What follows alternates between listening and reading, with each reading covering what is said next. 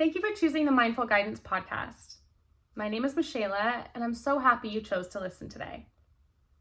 Today, I wanted to talk about my thoughts and feelings about the last week, considering all of the emotional waves that I was riding personally and we were writing as a collective. As I sat to write, I realized how much my childhood memories were really pushing forward for some reason, so I decided to lean in and figure out why. It began to make sense as I was unraveling my feelings of confusion and even sadness.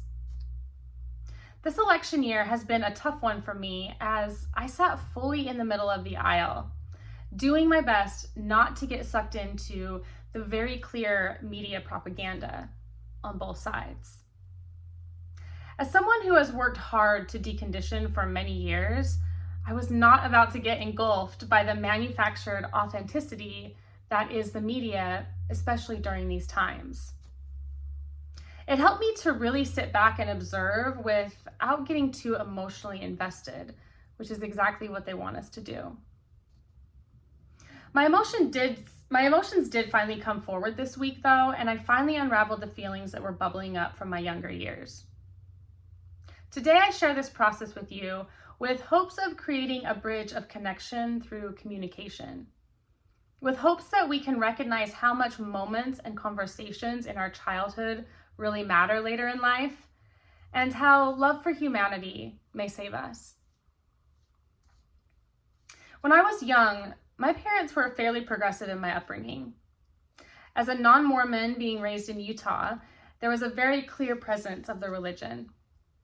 My father grew up in a Catholic-heavy home, and my mom was from a Presbyterian background, but neither had practiced in many years for different reasons. When I was young, there were many times that I was confused about religion, among other things that a growing, curious brain is confused about. Not only was I confused, but so were other kids my age who were taught to practice specific religions.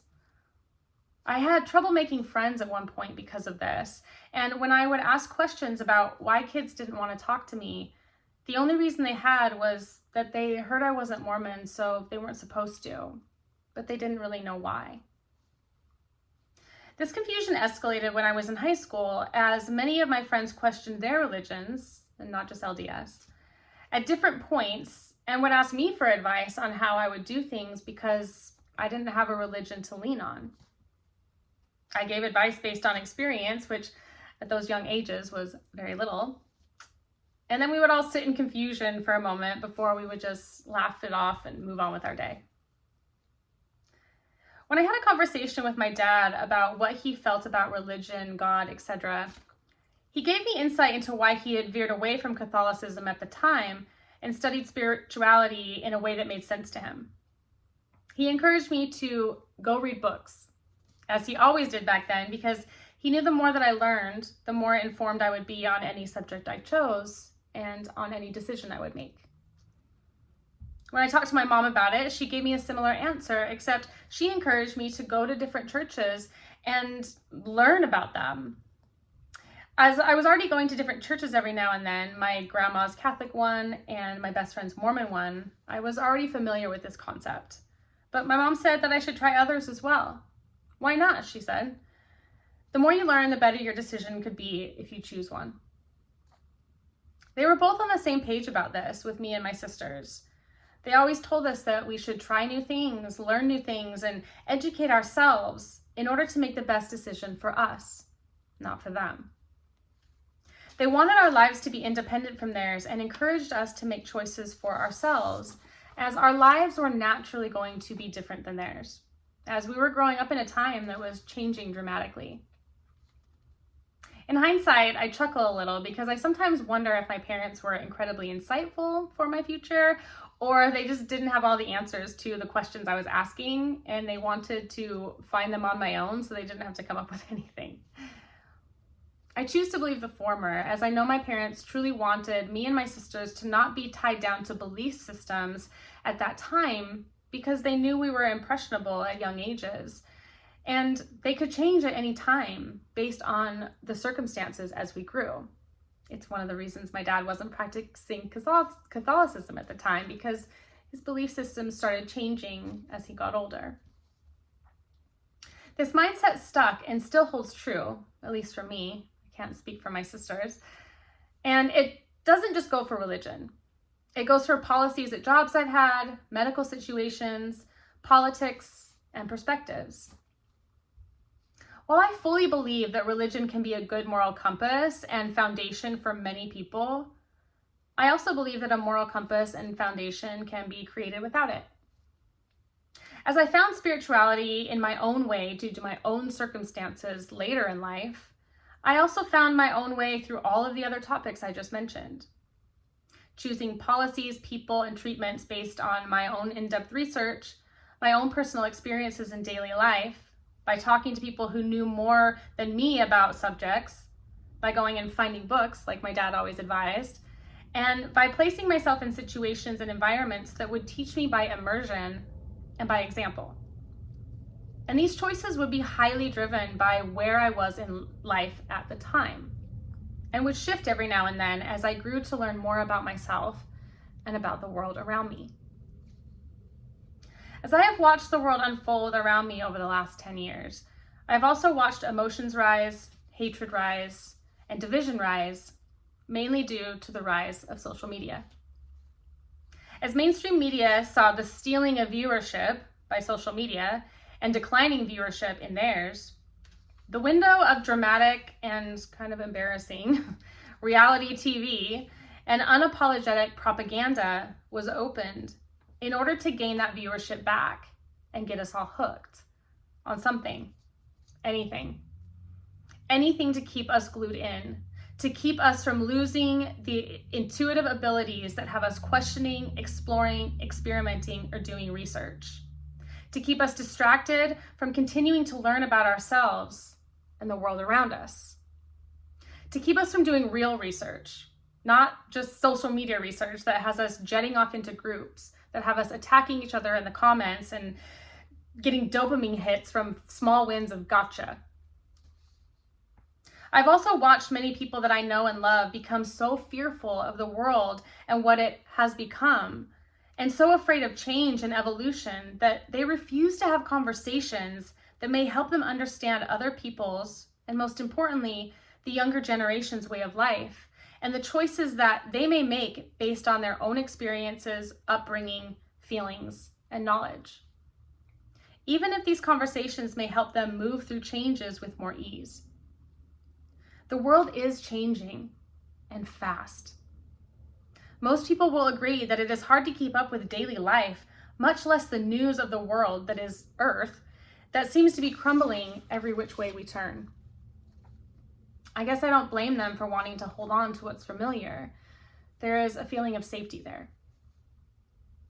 The other clear observation is the division created by this fear, and the insistence that we have in trying to make others choose our side of that division.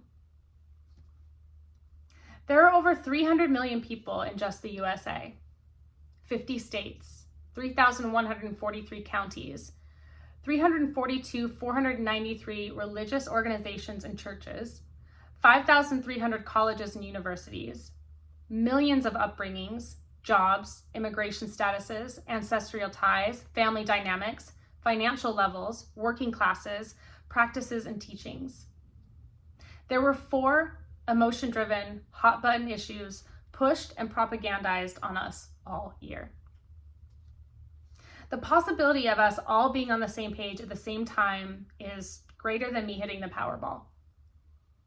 In my opinion, if we all end up on the same page at the same time, I personally would call that a red flag and would be nervous that there's something wrong, at least by the land of the free standards.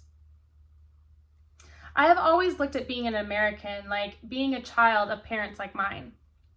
Having the freedom to choose what my life was going to look like, what my belief systems were going to be, and who I chose to be around me and represent me in a world that wanted me to lean a certain way. I was taught that judgment was not acceptable as others were doing the same. We can't always be on the same page with everyone because as life moves forward for us with more speed and more experience, knowledge, growth, and interconnectedness with different people, it is also happening for others. And every path for each of the 300 million people is going to look a bit different, and it should. Finding common ground and compassion has always been a building block of connection, something that builds bridges of peace and innovation. Asking for these two things right now seems to create division and so hate.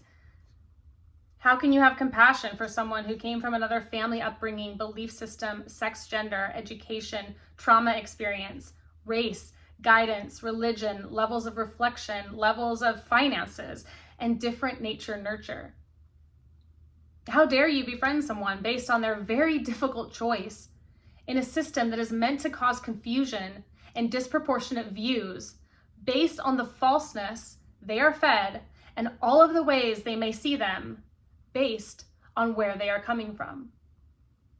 How dare you make a different choice than me because it affects your life differently than mine at this time? Are these bad people in a bad world and it is all just coming to light? Are you just now learning that your friend, family member, or coworker is a terrible person? Or are they good people, distracted, conditioned, and swayed away from learning more about a system that is set up to make them look bad based on a choice they made? Or maybe they are tapped in and aware of this system and are fighting for others to see it, which can cause conflict with those afraid of change and evolution. Or with those who are ready for change and evolution but don't understand how to make sense of it. There are days I sit and try to make sense of it. There are days I do my best to be the change that I wish to see. There are days that I retreat back to the little girl that didn't understand why she didn't have friends, and other kids didn't understand why they couldn't be her friend either, which somehow feels like where I am now. Then I remember the person that stood as the middle ground, a cousin that was Mormon and vouched for me. That was all it took. I was the girl who was good and fun, even though I wasn't Mormon. I grew from that, and so did all the other kids who were confused about what we were taught. We learned more, we processed more, we chose what to continue education on, and we chose what to believe based on what made sense and felt right at the time. This stays with me. It stayed with me as I figured out politics, which I ignored for half of my life until I realized or believed that it mattered. I have changed my affiliation each time I moved states because I wasn't fully informed on what each one really meant. I knew money mattered, but I never thought I had enough to make it matter. I knew my voice mattered as a woman, as a repressed, important part of our society.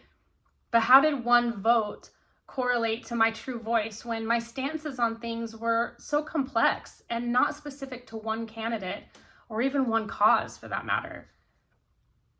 I realized how big this really is and how not every election is going to be perfect, nor is it going to go my way.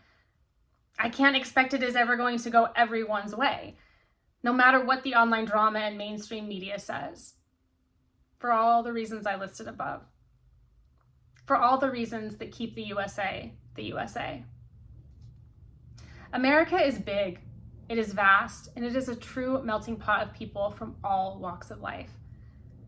If it all goes our way, which would logically be one way, would that be what America was set out to be?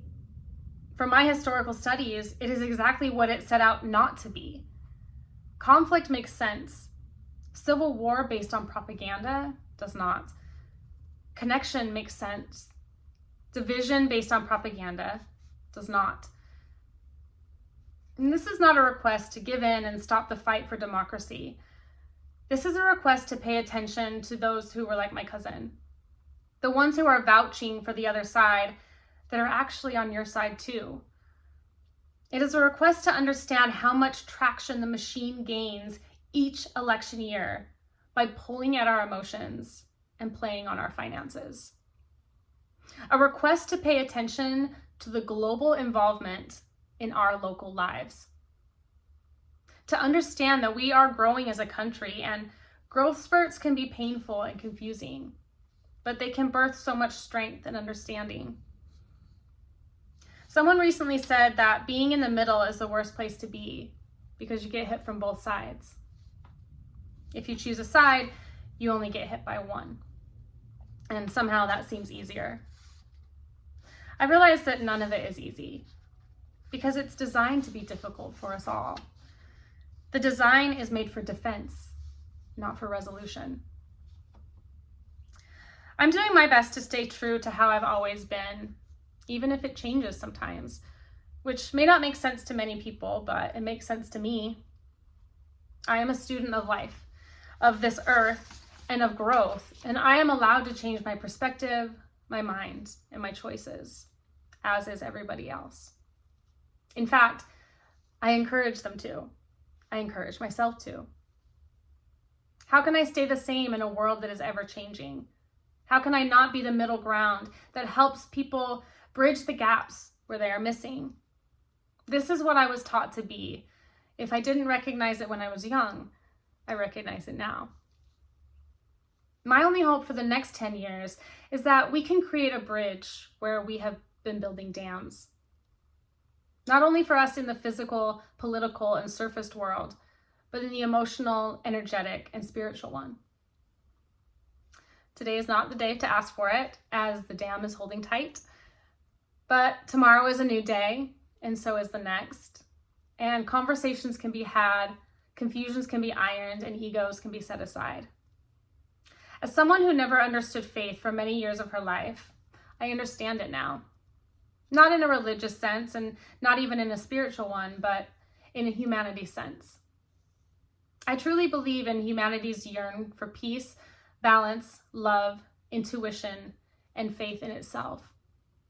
I believe despite all of the things we are told that we don't agree on, we want all of these things, regardless of how they happen. I truly believe in we the people, not in a political sense, but in an actual human people sense. We have what it takes, and we can get there if we work together. We just have to see the forest through the trees, which is precisely what we are born to do. Thank you for listening. I hope this got you thinking about the propaganda machine that is the media and how it can get a hold of us.